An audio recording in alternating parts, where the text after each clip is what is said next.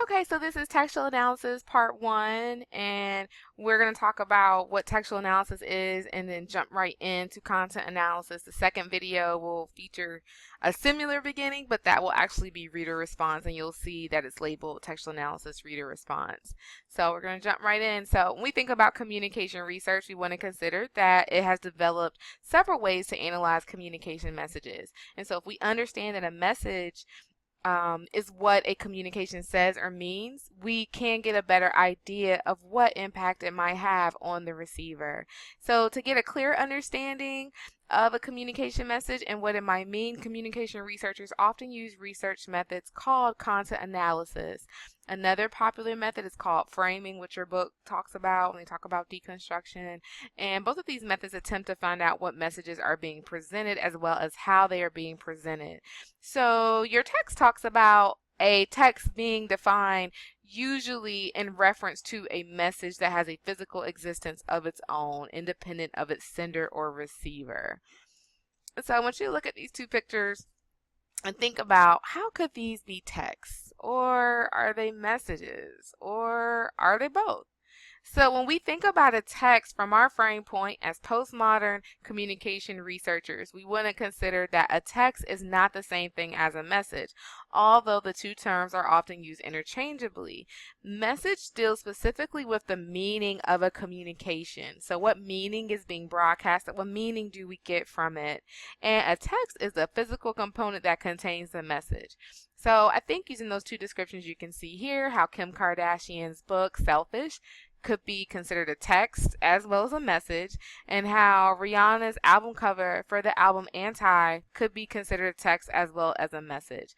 So you want to also consider that a text does not usually have only one meaning, and we can see how that applies here.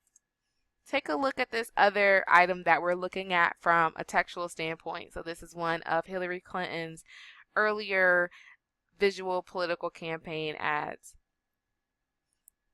Think about what would make this a text versus a message. Remember, a text is not the same thing as a message, and a text is the physical component that contains the message, while a message deals specifically with the meaning of a communication.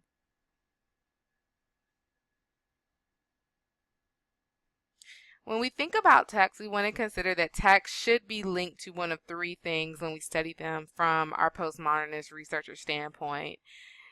One should be talk or social action research that surrounds the text, so we can see how that would apply here, given the political campaign that had been going on for Hillary and as well for Donald Trump.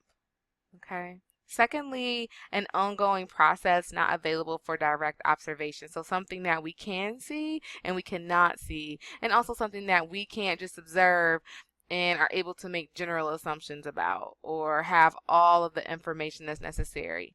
A great example of that would be what we find on Twitter, because Twitter is rhizomatic. People can jump in and out of a conversation, and oftentimes they use so based on the relevancy of algorithms and hashtags.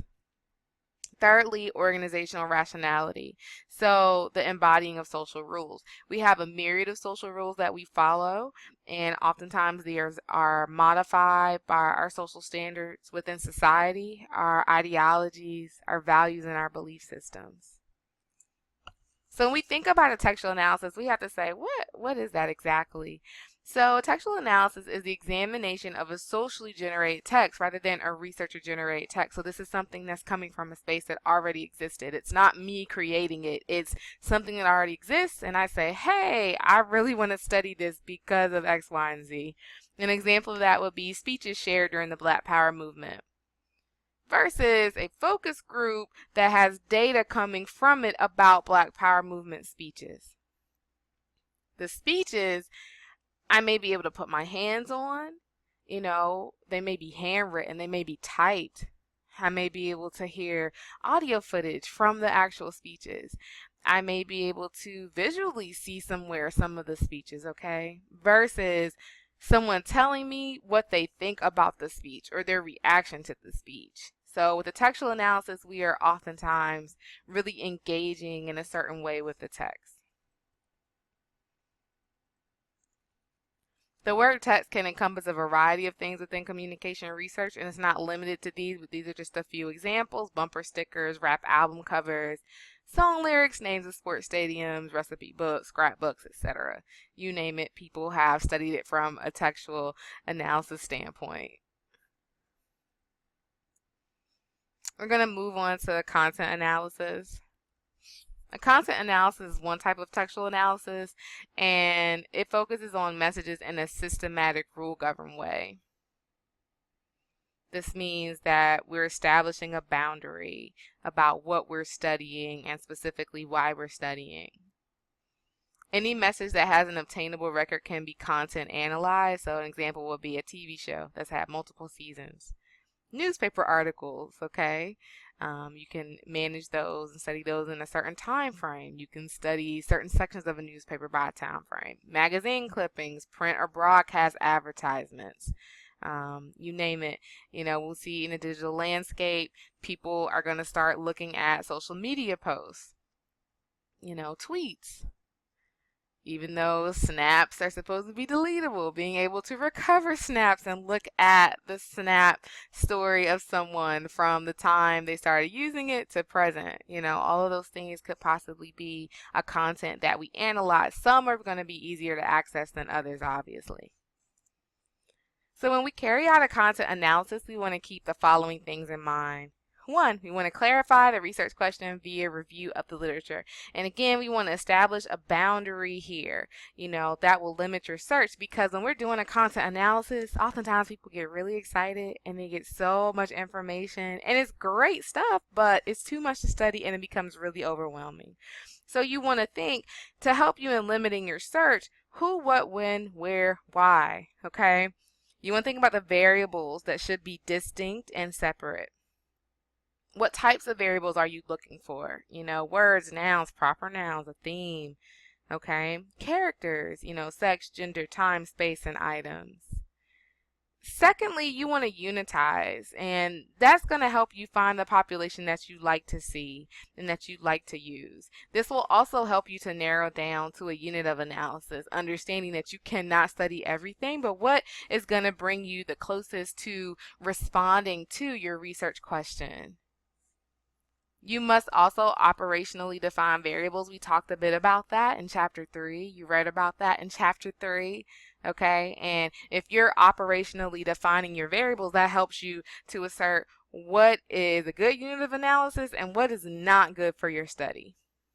Coding. This is the defined variables that make up your code book along with your content category. So your code book helps you to demonstrate and define and display how the data should be categorized. Content categories must be exhaustive, though, mutually exclusive, and reliable. You can create categories before, during, or after reading through all of the material, and you kind of have to decide what works best for you.